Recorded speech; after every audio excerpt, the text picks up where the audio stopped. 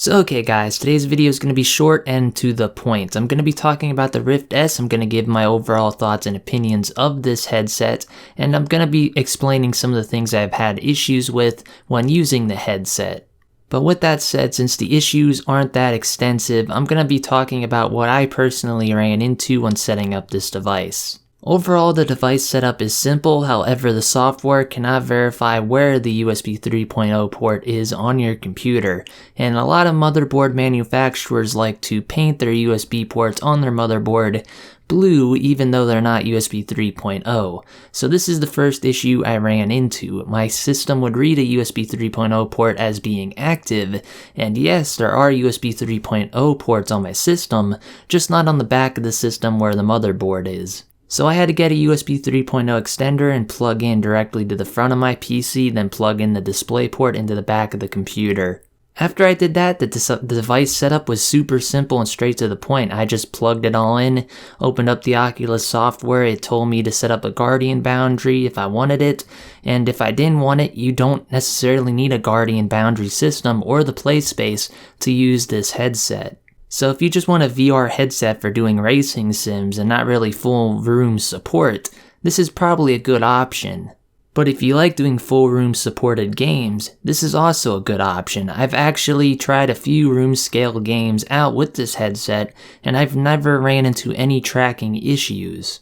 And this is even with rooms filled with windows and reflective surfaces. You're not supposed to use the headset near reflective surfaces, and you're supposed to have some lights on. But what I found out is you don't really need lights on with this headset really, as long as you have some kind of infrared light source in the room.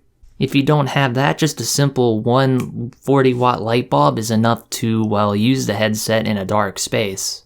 But yeah, like I said, the tracking is good. Don't let anyone fool you. I don't know how the Rift S tracking used to be years ago when the headset first came out, but the headset tracking is dead on. You can hold the controllers right against your face and they won't freak out. You can swing your arms above your heads and behind you, and I've done a lot of intensive games just to verify that the tracking would not jitter or freak out. I played some Beat Saber as well as some shooting games just to test the gun sights when using guns. Overall, it's a very pleasant experience. Even if you don't have the play space, like I said, you can actually sit down in a chair, don't set up a Guardian boundary at all, and just play something simple like VR chat and it will run great.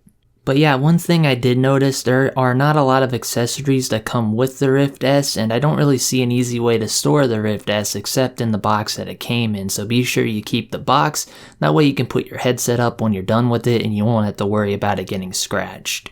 And speaking of accessories, even though there aren't a lot of accessories online except for like headset cushions and things, you can actually make your own if you got a 3D printer, which I thankfully do. If you got a 3D printer and want to fix something simple such as adding a simple cable clip to the back of the headset, boom, done. If you want to make some gun accessories for the controllers, there are tons of great models out there. I've actually printed a few up for my controllers to play pistol whip with, and overall they work great. I will be sure to link the model for the pistol whip model for the guns. I'll leave it in the description, so if you guys want to download it and print one out for yourself or order it to be printed out somewhere for you, I highly suggest it, because this gun add-on mod for the Oculus Touch controller is great.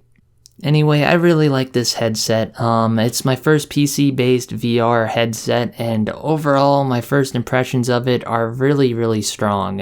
If you want a headset that you can just plug in, play, or leave plugged in all the time, this is the one to get. It seems to turn itself off when I'm done with it. The controllers shut off on their own, and overall, I can keep it on comfortably for a few hours, but if I had to rate the comfort compared to that of something like the PlayStation VR, which is kind of like the same design as it, it's a little bit less comfortable. I would suggest getting some cushions for the face mask portion. You can replace those if you don't like foam ones, so I really think I might consider fake leather as a replacement option in the future for my headset. But overall, I really like this headset, like I said, and this is not a sponsored video by the fact before I close out. I just want to let you guys know I bought this thing on my full volition and thought it'd be worthwhile giving a review of it, considering I've been playing it for like the past week straight.